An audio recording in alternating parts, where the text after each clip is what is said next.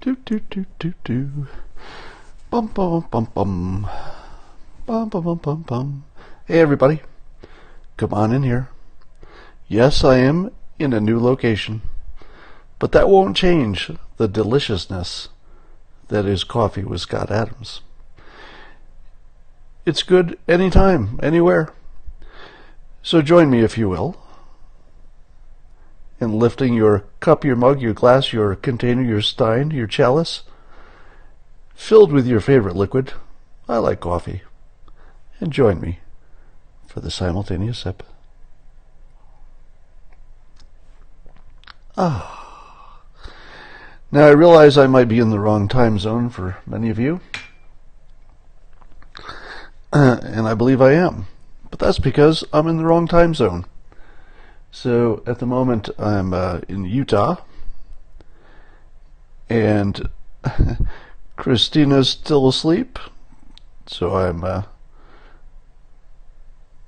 going to make it a quick one this morning. So we got a few topics this morning. One of them is the provocative arrest by the Canadians who are going to turn over to the United States and extradite the CFO for Chinese tech company whose name is pronounced Huawei. I don't know how it's pronounced. Huawei. I'm going to have to watch the news today to see if anybody could pronounce it. Yes, I'm in Park City. So, you're probably thinking to yourself, this is a very provocative move, that we would actually arrest a top executive of a main Chinese company. And I guess somebody's saying I pronounce it Huawei, the name of the company. And the interesting thing about this is apparently the charge has something to do with trading with Iran. So this Chinese company Huawei, if I'm pronouncing it correctly, was alleged to be trading with Iran. Now, I don't know how that makes it against American law.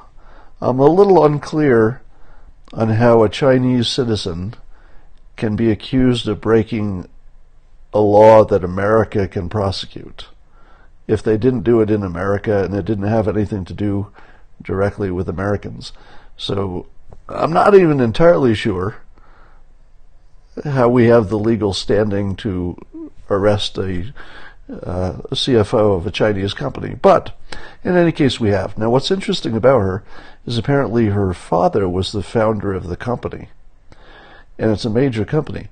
So there's very little chance that this does not catch the major attention of President Xi and the Chinese leadership. But I think this is an amazingly gutsy move, because one of the things that Trump is good at doing is taking things to the home field advantage.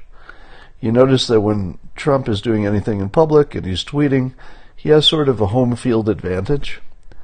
And you can see that again with this situation, because where the president is strongest is when a topic is in the news, when everybody's talking about it. And this arrest takes something that China was doing and moves it from some kind of a background law enforcement thing, government to government, and it elevates it to the top headline news. Now, if you're negotiating with China and there are 1,000 things they're doing that you don't like, and you're trying to negotiate one after another, don't you think they're just stalling? Don't you think that the primary strategy for China is just to stall? Maybe you say, oh yeah, we'll do that, and then just don't do it. And then it's another year goes by, and you bring it back and you say, hey, I thought you said you were going to do X, but you haven't done it. Oh yeah, let's talk about that some more. So one of the primary things you would expect, given that there are so many topics that China is allegedly violating in trade and trade with Iran, trade agreements in general, stealing intellectual property. So this is gigantic range of things they're doing that we don't think they ought to be doing. And as long as it's a private conversation, government to government, they really have the upper hand, don't they? Because they can just sort of stall.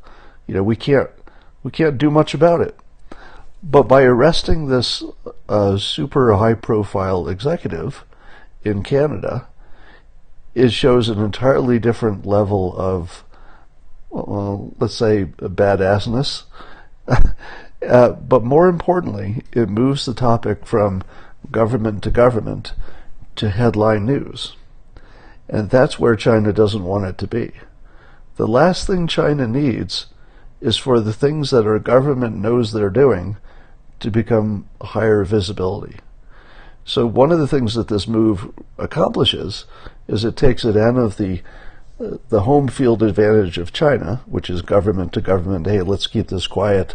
Let's get this taken care of. Why do you keep saying you'll do things and then not doing them? That's their advantage. To the public domain, where now it's a headline. So every time there's a headline, the citizens of China get to learn for the first time what their government is up to. So I don't think the Chinese government wants their own population to be fully informed about what they're up to. So this is fascinating. So we'll keep an eye on this. My first impression was probably the same first impression most of you had, which is, oh no, it's going to be war. Now that's an escalation. My second impression, after thinking about it a little bit, was that we probably just shook the box and got a better setup. But we'll see. Now, I have a prediction about the outcome of the Mueller investigation. Are you ready? You're probably wondering, Scott, since you're so good at predicting things, can you tell us how the Mueller investigation will turn out? Well, have you noticed how everything else turned out? I'm going to make the bold recommendation, or the bold prediction, that the way the Mueller investigation turns out will be exactly like everything else has turned out. Why would it be different? How did everything else turn out? Reality split into two movies. When the president got elected, half of the country thought, he's not really my president, and they went into this whole movie where he was going to be leaving office in months, and it's just some temporary problem they would get rid of. And then half of the country had a new president and said, hey, 8 more years.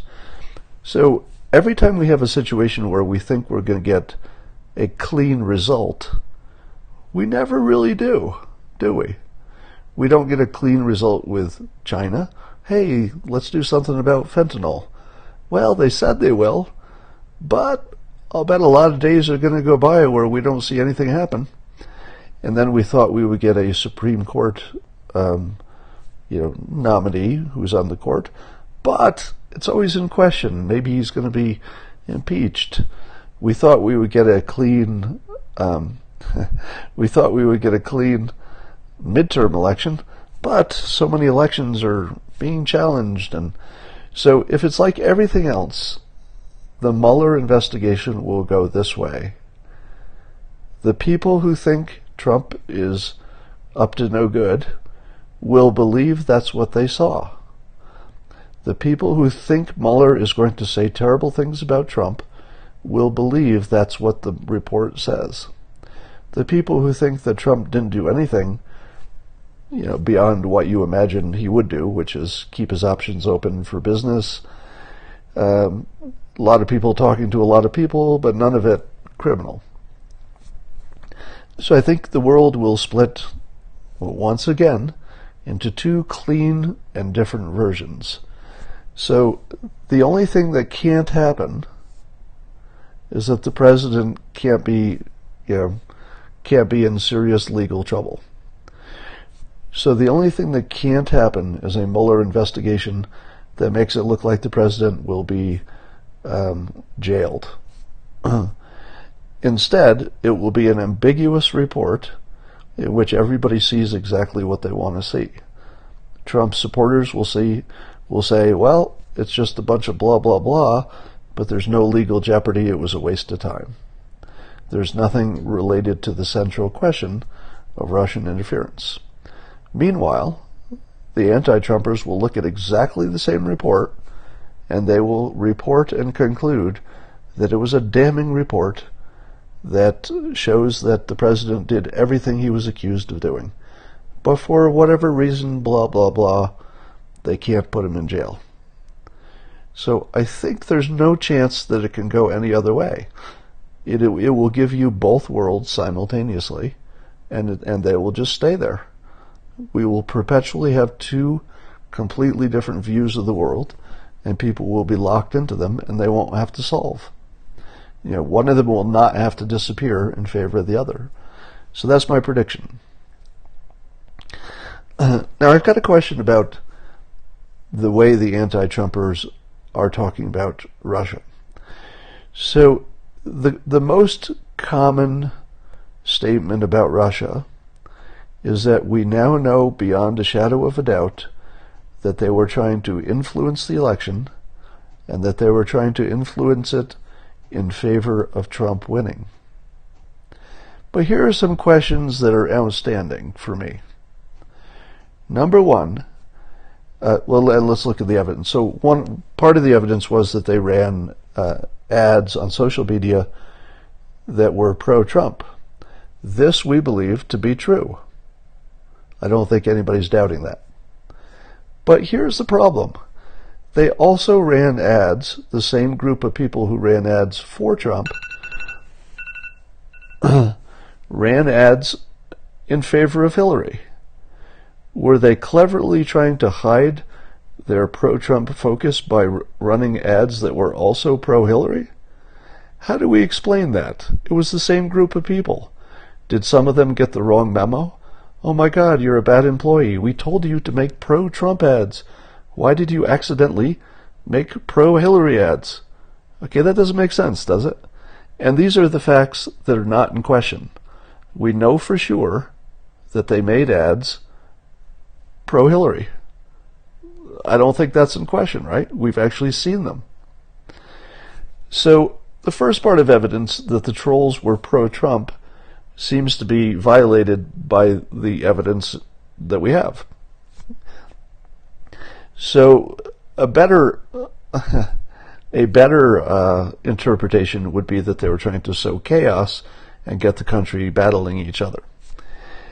The next thing is you'll often hear, well, Don Jr. went to that meeting. That meeting didn't have any information. The Russians didn't have anything. So there was no collusion. There was no possibility of collusion. So they're trying to connect that Don Jr. might have wanted to hear some information that would be helpful to Russian collusion, and it's a real stretch. Because if somebody tells me, hey, if you walk downstairs, literally it was in the building you worked in, I believe that's true, that meeting with the Russian lawyer was in his own building. If you walk downstairs, you might hear some stuff that's bad about Hillary that could be useful. Of course you take that meeting. Anybody who doesn't take that meeting's an idiot. Now, if it turns out that something comes out of that meeting that the FBI needs to know about, that's a second decision. But you definitely take the meeting. So conflating that with these ads is weird. And then there's the whole Russia hacked the DNC. Now here's the problem with the Russia hacked the DNC, and therefore they must have been pro-Trump. Don't you think they would have hacked the Republican Party too if they could have? Isn't the only thing that stopped them from hacking both sides that one side had better security? There is no evidence that they only wanted to hack one side. There's only evidence that they only could hack one side. That's completely different than evidence they only wanted to hack one side. So it's being reported by all the smart people that the evidence is clear and unambiguous that Russia was trying to influence the election. That part's true. The second part, that they were trying to do it to get Trump elected, that's really not in evidence. What is in evidence is that they were meddling. That part we can be pretty sure about.